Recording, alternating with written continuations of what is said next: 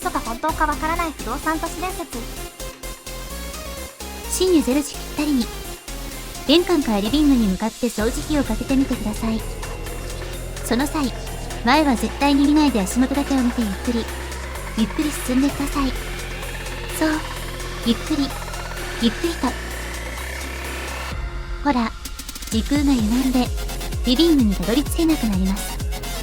信じるか信じないかはあなた次第なのですが、試したら時空の歪みから二度と戻ってこられません。